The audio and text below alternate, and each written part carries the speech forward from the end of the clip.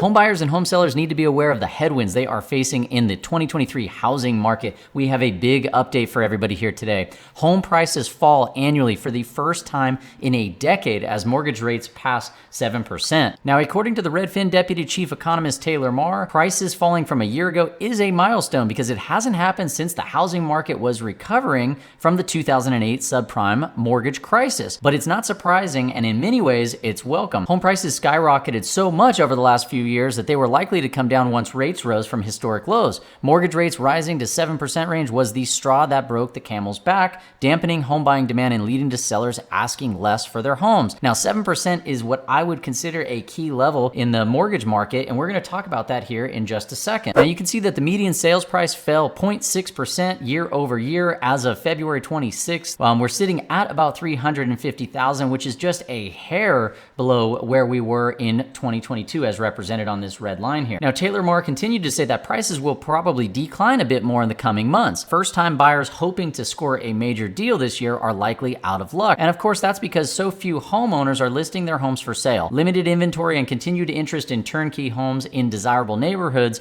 will keep prices somewhat propped up, and high interest rates will continue to be a hit on affordability. Now, this is really important to consider because several of those potential sellers are locked into record low interest rates, and there's very little incentive for them to sell their property and then trade up because they know they're going to be facing much higher mortgage rates today. Now, the data for the Case-Shiller Index is out. It wraps up 2022. Now, even though it's a couple months old, it is still relevant. I'll explain why here in just a second. We closed out the year with a 5% year-on-year price appreciation, despite being down from the peaks that we saw in and around August of 2022, where home prices started to fall for 6 straight months. Now, the markets that held up the best here are going to be Miami, Tampa, and Atlanta. You can see that they still saw a pretty strong price appreciation year over year, but the growth here is slowing. Now, the markets that got hit the worst and actually saw year over year declines, it's going to be San Francisco coming in with the top spot at a minus 4.2% year on year, which was the biggest annual drop they've seen since March of 2012. The reason why the Case-Shiller Index is important to pay attention to is because prices are extremely lagged. We saw mortgage rates peak out in October and November of 2022 as we were seeing price declines rolling into the end of December. This is where mortgage rates started to flatten out and we saw an uptick in sales, but then mortgage rates turned up dramatically here in February, and now they are hovering in and around the 7% range. And this could be a good indication that the housing market is going to see some major headwinds moving into the spring and summer months. Now, this is a chart of the 10-year Treasury yield. You can see that it spiked dramatically here over the last 30 days, at one point hitting just over 4%, which of course we haven't seen since October and November of 2022, where mortgage rates topped about 7.5%. It's important to pay attention to the 10-year Treasury yield because mortgage rates tend to track this fairly closely. So if the 10-year Treasury yield goes up, mortgage rates and pricing tend to get a little bit worse. If the yield goes down, then mortgage rates generally tend to improve. Now, as of this recording today, we are sitting at 6.97% for a 30-year fixed conventional loan. And you could see by this chart here, we saw this major spike here over the last 12 months, which is, of course, is a pretty incredible rate of change if you ask me. Now, I also want to give you a quick example of what impact mortgage rates actually have on the housing market and how much exactly it changes the monthly payment.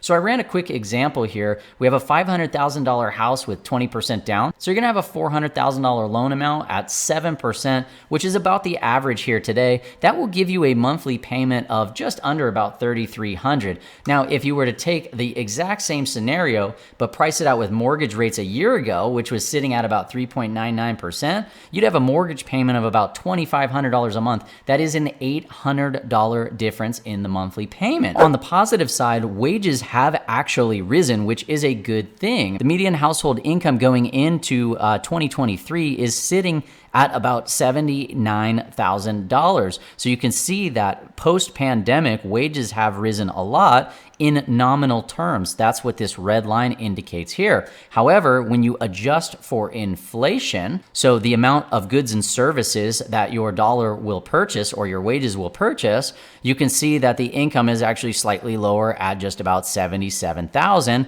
and it's been relatively flat over the last few years. And this is really important to consider, because the prices of nearly everything that we pay for on a daily basis has gone up dramatically. It's not just housing, it's also what we're seeing at the pump and in grocery stores, medical, insurance, all across the board. And one thing that's super important to remember is that housing affordability is a function of three things. You have housing prices, you have interest rates because we're payment sensitive, and then you have income. So if income stays relatively flat, but mortgage rates rise, making payments higher, and housing prices aren't falling, then we're gonna be in a position where homes simply are not affordable. And this next chart is a representation of that, where we take a look at the price to income ratios in several different markets. And so what this basically is you're gonna take the median home sales price and you're gonna divide it by the median family income. Now, in general, if we look at the United States as an average, the price to income ratio is sitting at 4.1. And this is the number of years of a family income it takes to cover the purchase price of a median home. So some of the more affordable markets are going to be Atlanta, Minneapolis, Chicago, and Detroit, while the more expensive markets coming in at nosebleed levels with regards to price to income ratios,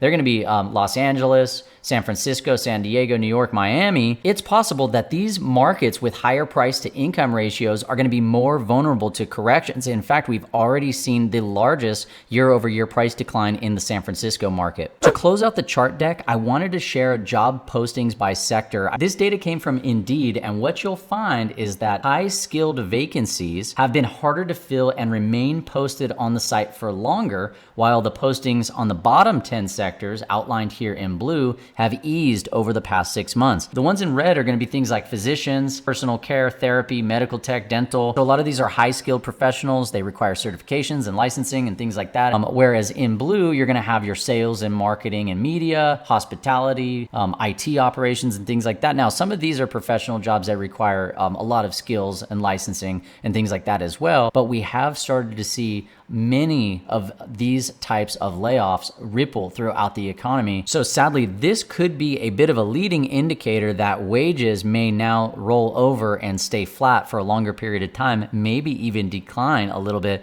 moving into the end of 2023, especially if we're in a position where we fall into recession.